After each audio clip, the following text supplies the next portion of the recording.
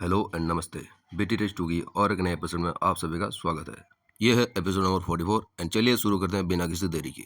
Last episode में हमने देखा था कि जो 6 पार्टीज थे वो गार्डियन से कैसे लड़ रहे थे, और बाद में देखते हैं हम अपने ग्रुप को, जो कि जियान के ग्रुप रहता है, वो भी अच्छे से संभाल रहे थे उस गार्डियन को। वहाँ पे एक्चुअली में जो एडजस्ट हो गए थे वो थी लियो यिन। यूरो उस गार्डियन से अकेले ही लड़ रहे थे। जियान क्योंकि अपने ट्रेनिंग स्टेट में था, इसलिए वो यूरो की मदद नहीं कर सकता था। लेकिन एंड में आते आते हम देखते हैं लियो यिन जो रहता है अपना आइस बीस्ट को अपना सारी पावर बोरो करने के लिए दे देता है और बोलता है कि जियोहान तुम जाओ और यूरो की मदद करो उसको हराने में। तभी जो जियोहान था एक बड़ा सा आइसी बाढ़ में परिवर्तित हो गया था और वो चला जाता है उसको अटैक करने के लिए।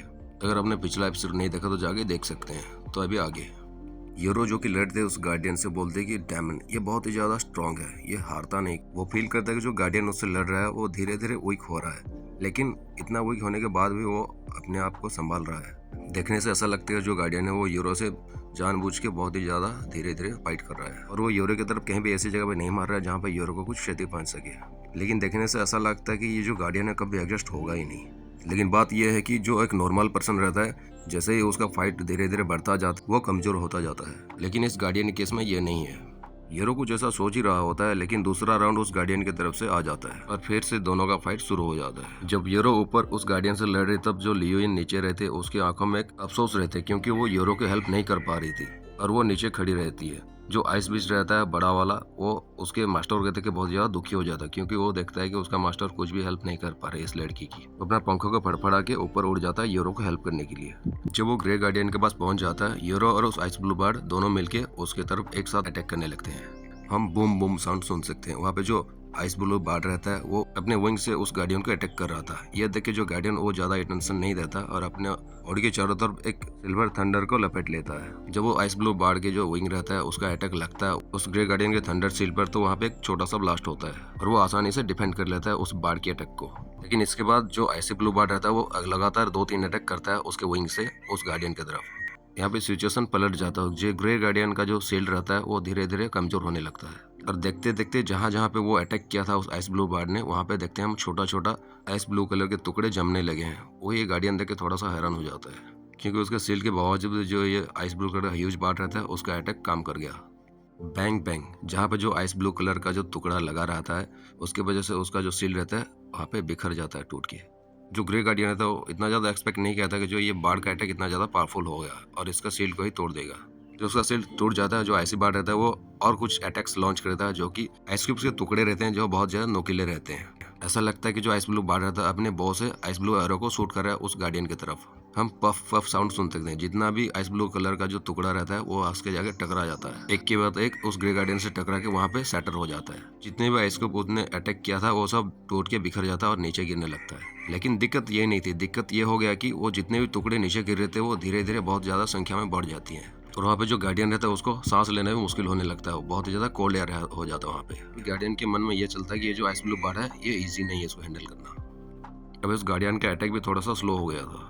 हीरो जो कि थोड़ा सा एग्जॉस्ट हो चुकी थी वो साइड में आके खुद को स्टेबलाइज करता है। वो देखता है लियोइन का आइस बीस्ट की तरफ। वो पाता है कि वो जो आइस बीस्ट है बहुत ही ज्यादा पावरफुल और मिस्टीरियस है, क्योंकि अभी के लिए उसने अकेले ही संभाल रखा है उस ग्रे गार्डियन को। इसलिए यूरो भी थोड़ा सा टाइम पाता है रेस्ट करने के लिए। अभी यूरो जियान की तरफ देखती है जो कि अभी कल्टिवेशन की मुद्रा में बैठा हुआ था। वो सोचता है कि शायद ये ब्रेक थ्रू करने में थोड़ा सा टाइम और लेगा। तो बोलते है कि जियान तुमने पिछले समय मुझे बहुत ही ज्यादा मदद की और मेरा बहुत ज्यादा प्रोटेक्ट किया है। अभी वक्त है कि मैं तुम्हारा प्रोटेक्ट करूँ। तुम बेफिक्र होकर अपने ब्रेक थ्रू में ध्यान दो। और वो बोलती कि मैं जब इस बार वापस जाऊंगा अपने घर पे, अपना जो इनहेरिटेंस है क्लान का इनहेरिटेंस वो मैं ले लूंगा, ताकि आगे चल के मैं तुम्हारा मदद कर सकूं। यूरो के चेहरे में मुस्कुराहट थी।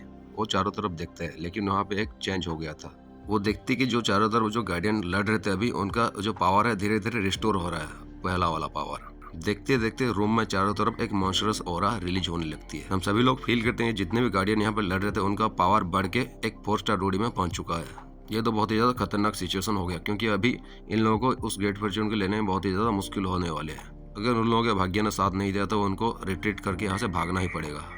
आफ्टर ऑल एक जो 4 स्टार डूडी रहता है एक 3 स्टार डूडी से बहुत ही ज्यादा डिफरेंट रहता है। उन दोनों के बीच में जमीन और आसमान जैसा फर्क होता है। यूरो कहता है कि अब यही एक रास्ता है। ये कहने के बाद उसके जो फॉरहेड रहता है वो उसमें से बहुत ज्यादा ब्राइट लाइट चमकने लगता है और वहाँ पे हम एक एंशिएंट सील को देख सकते हैं। यूरो अपने हाथों को फैला लेता है और जो उसके फॉरहेड से निकल रही थी व्हाइट कलर के ब्राइट लाइट वो और भी ज्यादा बढ़ जाती है। अभी कुछ ही सेकंड में जो यूरो का ताकत रहती है वो धीरे धीरे बढ़ के स्काई रॉकेट की तरफ बढ़ने लगती है और उसके शरीर से एक एंसेंट ऑरा रिलीज होने लगती है। ऐसा लगता है कि जो मून रहता है ना, चांद, उस चांद का शक्ति निकलने लगती है। रूम के चारों तरफ बहुत ही ज्यादा एंशिएंट और फ्रेश हवा चांद का बहने लगती है। यह हवा बहुत ही ज्यादा फ्रेश और बहुत ही ज्यादा एंशिएंट रहती है। इसी चेंज की वजह से जितने भी लोग वहाँ पे लड़ रहे थे सभी के ध्यान इस तरफ अट्रैक्ट हो गया था और जहाँ पे आइसी बार्ड और वो ग्रे गार्डियन लड़ रहे थे उन दोनों की ध्यान भी यूरो की तरफ अट्रैक्ट हो गई थी। वो गार्डियन कुछ समझ पाता है और बोलता है कि क्या यह कैसे संभव है, ये तो the light of the bright moon है, यानी चांद की विरासत का पावर है। जो गार्डियन रहता है जब यूरो की तरफ अभी देखता है तो उसके मन में हम बहुत ज्यादा डर को देख सकते हैं। अभी वो गार्डियन जब यूरो की तरफ देखता है तो उसका हालत बहुत ज्यादा टाइट हो जाता है। वो जो गार्डियन डर रहा था उसके जो फोरहेड पे एक सील लगा था उस सील से वो डर रहा था। ठीक इसी समय जो लियोन नीचे खड़ी रहती है वो भी देखते यूरो की पावर कैसे धीरे धीरे बहुत ही ज्यादा टेरिफाइंग लेवल पे पहुंच रही है। लिविन सोचती कि यूरो कितना ज्यादा टेरिफाइंग पावर को अपने शरीर के अंदर छुपा के रखी है। जो गोल्डन नाइट किंग रहते हैं वो भी फील करते हैं कि ये तो मून की शक्ति है, यानी the light of bright moon. ये सुनकर जियान अभी ब्रेक थ्रू की सिचुएशन में था। वो भी पूछता है मास्टर ये the light of bright moon है क्या। वो भी बहुत ही ज्यादा क्यूरियस था क्योंकि ये जो डूडी वर्ल्ड है बहुत ज्यादा स्ट्रेंज है, क्योंकि इस दुनिया में बहुत ही ज्यादा मिस्ट्रीज छुपी हुई है। गोल्डन ड्रैगन किंग बताते हैं कि जो मून का शक्ति है ये एक इनहेरिटेंस है जो कि फेरी मून के द्वारा छोड़ा गया था और ये बहुत ही ज्यादा पावरफुल इनहेरिटेंस है और इसी इनहेरिटेंस में मून का शक्ति छिपा हुआ है और जो कोई इस फेरी मून का इनहेरिटेंस को ऑब्टेन करेगा वो उस फेरी मून के सारे पावर को पा लेगा। लेकिन ये बातें बहुत ज्यादा रेयर है और किसी को इस फेरी मून के इनहेरिटेंस को लेने में बहुत ज्यादा दिक्कत होगी और फेरी मून का ट्रू इनहेरिटेंस लेना इतना भी ज्यादा आसान नहीं होने वाला है, क्योंकि जो फेरी मून रहते हैं उनके टाइम में एक इमोर्टल लेवल का फाइटर रह चुके हैं। जियान बोलता है कि फेरी मून, वो बहुत ही ज्यादा सरप्राइज हो गया था क्योंकि एक इमोर्टल लेवल का फाइटर वो बहुत ज्यादा खास माना जा सकता है, क्योंकि इस पूरी की पूरी 10,000 वॉल में जो सबसे ज्यादा पावरफुल बंदे रहते हैं वो एक इमोर्टल लेवल का फाइटर ही रहता है। और किसी बंदे के नाम से अगर इमोर्टल शब्द जुड़ा हुआ है तो वो इस दुनिया के एक ट्रू एक्सपर्ट की तरह माना जा सकता है, जो कि इस दुनिया में पीक पावर हाउस में से आते हैं। अभी जो गोल्डन ड्रैगन किंग थे अपने मन ही मन में बात कर रहे थे कि जियान तुम कितना ज्यादा लकी हो। देखो पहले तो तुम्हें एक लड़की मिली जो कि एंजल फैमिली से बिलोंग करती है और दूसरा वाला जो लड़की तुम्हारे साथ है वो भी एक फेरीमून का इनहेरिटेंस को ऑब्टेन करने वाला है। ये चीज़ों के बारे में हमें पता चलता है कि जियान तुम बहुत ज़्यादा काबिल हो और तुम कुछ अलग हो पूरी दुनिया में से। अभी हम यूरो की तरफ देखते हैं। उसके जो फोरहेड से निकल रहे थे व्हाइट कलर के ब्राइट लाइट वो धीरे धीरे और भी ज़्यादा तेजी से निकलने लगी थी। एक प्योर ब्राइट लाइट और यूरो की पावर और भी ज़्यादा बढ़ रही थी। यूरो अभी एक न्यूबॉर्न बेबी की तरह लग रहा था जो कि अभी चांद से जन्म लिया हो। लेकिन ये देख के जो जितने भी गार्डियन थे उनके मन में एक डर बैठ जाता है, क्योंकि वो समझ पाते थे भले ही उनके पूरे पीक स्ट्रेंथ वहाँ पे वापस आ जाए लेकिन इस लड़की को वो कभी भी हरा नहीं सकती उसके पावर की वजह से। जब पूरा ब्राइट लाइट उसके फोरहेड से निकल कर उसके शरीर में चला जाता है, अभी उसका जो ब्रेथ है बहुत ही ज़्यादा चेंज हो चुकी थी और वो साइलेंटली वहाँ पे खड़ा रहता है और उसके शरीर से हम एक फियर और एंसेंट ऑरा को फील कर सकते हैं। यूरो अपने लिप्स को खोल के उस ग्रे गार्डियन की तरफ देख के बोलती कि एक ही मूव काफी है तुझे मारने के लिए। जब ये बातें पूरी के पूरे हॉल में गूंजती हो तो हमें पता चलता है कि इस बातों में एक ऑरा छिपा हुआ है जो कि एक इमोर्टल लेवल का फाइटिंग किंग का है। ये कहने के बाद वो यूरो चली जाते है उस ग्रे गार्डियन की तरफ। कोई कुछ समझ पाता इससे पहले हमें पॉप साउंड सुनाई देता है और जो गार्डियन रहता है वो खून की उल्टी करता है। ये एक्चुअली जो था यूरो की अटैक था और वो गार्डियन कुछ समझ पाता इससे पहले उसको ये अटैक लग चुका था।